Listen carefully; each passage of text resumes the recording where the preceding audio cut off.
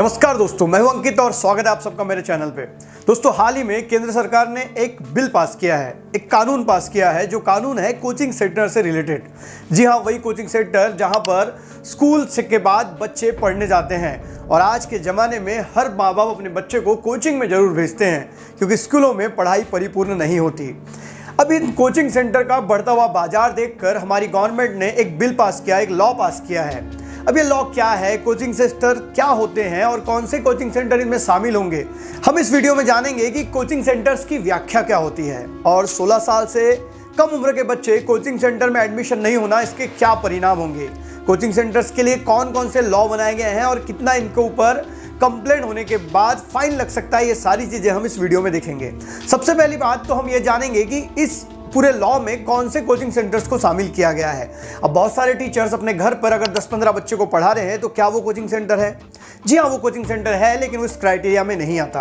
दोस्तों, कोई भी ऐसी जगह जहां पर आप कुछ बच्चों को पढ़ाने के लिए सेंटर को रन कर रहे हैं, जहां पर अलग अलग विषयों की पढ़ाई होती है, कोई एकेडमिक हो सकती है या फिर कंपटीशन एग्जाम की भी तैयारी हो सकती है, लेकिन मिनिमम 50 बच्चों के ऊपर है, तभी उसको हम कोचिंग सेंटर का नाम देंगे। दोस्तों, कोचिंग सेंटर का नाम मिलने के बाद आपके सबसे पहले रिस्पॉन्सिबिलिटी इस लॉ के हिसाब से बन जाती है कि आपको उसका रजिस्ट्रेशन करवाना होगा। आप जिस भी स्टेट में रहते हैं उस स्टेट की लोकल जुडिशरी के पास आपको उसका रजिस्ट्रेशन करवाना होगा। उसी के बाद आप अपना कोचिंग सेंटर रन कर सकते हैं। आप जब उसका रजिस्ट्रेशन करवाएंगे तो आप कौन सी फैकल्टी पढ़ाने वाले हैं, आपकी फीस क्या होंगी, ये सारी चीज़ें आपको लोकल जुडिशरी को बताना होगा। तीसरी बात, अब कोचिंग सेंटर वाले बड़े बड़े लुभाओं ने वादे नहीं कर सकते कि आप हमारे पास आइए, हम आपको 2 दिन में, 2 दिन ज़्यादा हो गया, 6 महीने में, 1 साल में कलेक्टर बना देंगे। अब इस प्रकार के वादे कोचिंग सेंटर वाले नहीं कर सकते। इसके पीछे का रीज़न है कि बहुत सारे बच्चे अपना पूरा ध्यान, अपना पैसा कोचिंग सेंटर में लगाते हैं और जब उनकी कोई पोस्ट नहीं निकलती, उन्हें कोई जॉब नहीं मिलती, तो फ्रस्ट्रेट होकर आत्महत्या कर लेते हैं। और गवर्नमेंट नहीं चाहती कि बच्चे इस प्रकार आत्महत्या करते रहें। तीसरी सबसे इंपॉर्टेंट बात है कि अब कोचिंग सेंटर में 16 साल से कम उम्र के बच्चों का एडमिशन नहीं हो सकेगा। अगर आप हिसाब लगाएं तो आप 10वीं के बाद ही कोचिंग सेंटर में अपने बच्चों का दाखिला कर सकते हैं। अब इसका परिणाम यह है कि 16 साल के नीचे के बच्चे, मतलब जो 8वीं 9वीं 10वीं में पढ़ रहे हैं, उन बच्चों को क्या कोचिंग नहीं लेते आएंगी, ये बहुत बड़ा प्रश्न चिन्ह खड़ा हो चुका है। क्योंकि आज के स्कूलों की सच्चाई है कि स्कूलों में कम और कोचिंग सेंटर में ज़्यादा पढ़ाया जाता है। आज स्कूल के टीचर स्कूल में कम पढ़ाते हुए अपने खुद के कोचिंग सेंटर खोलकर वहां पर बच्चों को पढ़ा रहे हैं। अब अगर 16 साल से कम उम्र के बच्चों को कोचिंग सेंटर में एडमिशन नहीं मिलेगा तो वो बच्चों को क्वालिटी एजुकेशन मिलने के लिए प्रश्न खड़े हो जाएंगे। अब इसका क्या सॉल्यूशन निकलेगा, ये आने वाला समय ही बताएगा। चौथी इंपॉर्टेंट बात कि कोचिंग सेंटर वालों को फीस रिटर्न करनी होगी। जी हाँ दोस्तों, जब भी कोई बच्चा कोचिंग सेंटर में एडमिशन लेता है, लगभग 1-1.5 महीने वो कोचिंग लेता है, उसके बाद वो कोचिंग छोड़ भी देता है, तो उसके द्वारा दी गई फीस कोचिंग सेंटर वाले वापस नहीं करते। गरीबों के पैसे वो ऐसे ही डकार मार जाते हैं। अब नए लॉ के मुताबिक अगर आप कोचिंग सेंटर में एडमिशन लेते हैं और अगर आप 1.5-2 महीने में कोचिंग सेंटर छोड़ देते हैं, तो 1-2 महीने का जो भी आपका फीस होता है वो फीस काट कर कोचिंग सेंटर को आपकी फीस 10 दिनों के अंदर लौटानी होगी, नहीं तो उन पर कार्रवाई हो सकती है। और इसके लिए एक मैकेनिज्म तैयार किया गया है। दोस्तों, इवन कंप्लेंट के लिए भी व्यवस्था की गई है। अगर किसी स्टूडेंट को कोचिंग सेंटर की कंप्लेंट करना है तो उसके लिए लोकल जुडिशरी में एक प्रावधान किया गया है, जहां पर एक कमेटी बनाई जाएगी जिसके पास आप कंप्लेंट कर सकते हैं।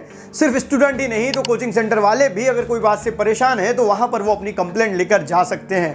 इंफ्रास्ट्रक्चर के ऊपर बात हुई है। जी हाँ, इंफ्रास्ट्रक्चर बहुत जरूरी है। हमने बहुत बार देखा है कि कोचिंग सेंटर्स में आग लग गई, कुछ बच्चे मर गए, और बहुत बार हम देखते हैं कि एक ही हॉल में 500-600 बच्चे बैठकर पढ़ाई करते हैं, जहां पर कुछ बच्चों को बैठने जगह नहीं होती, वो पीछे खड़े रहते हैं।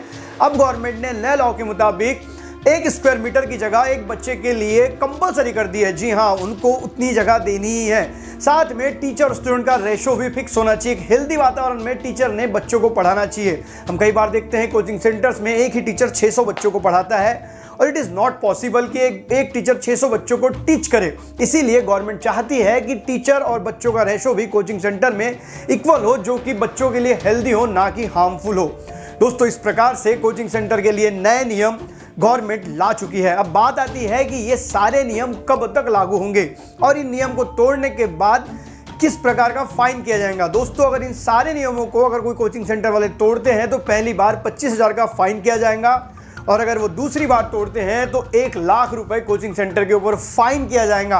उसके बाद भी अगर कोचिंग सेंटर वाले तीसरी बार उस कानून का उल्लंघन करते हैं तो उन पे कार्रवाई भी हो सकती है। इस प्रकार इन लॉ को लागू किया जाएगा। लेकिन दोस्तों एक बात जान लीजिए कि इस कानून को बनाया है सेंट्रल गवर्नमेंट ने, और हमारे देश में कोई भी कानून दो लेवल पर बनते हैं। पहले सेंट्रल गवर्नमेंट बना रही है, उसके बाद स्टेट गवर्नमेंट किस प्रकार से अपने अपने राज्यों में इस कानून को बनाती है, ये देखने लायक बात है। और ये कानून कब तक लागू होंगे ये आने वाला कल ही बताएगा। लेकिन बच्चों के हित के लिए एक अच्छा डिसीजन गवर्नमेंट ने ली है, और एक बुरा डिसीजन भी कह सकते हैं, क्योंकि 16 साल के कम उम्र के बच्चे अगर ट्यूशन क्लास में एडमिशन नहीं ले पाएंगे और उनके स्कूल में क्वालिटी एजुकेशन अगर नहीं मिल रहा है तो वो बच्चे क्वालिटी एजुकेशन से दूर हो जाएंगे। इस बात का भी विचार करना आवश्यक है। ऐसे ही करंट बेस्ड वीडियो के लिए और साथ ही साथ मोटिवेशन के लिए, मोटिवेशनल स्टोरीज के लिए, नई नई कहानियों के लिए हमारे चैनल को सब्सक्राइब करें। मिलेंगे अगले वीडियो में, तब तक के लिए अलविदा। जय हिंद, वंदे मातरम।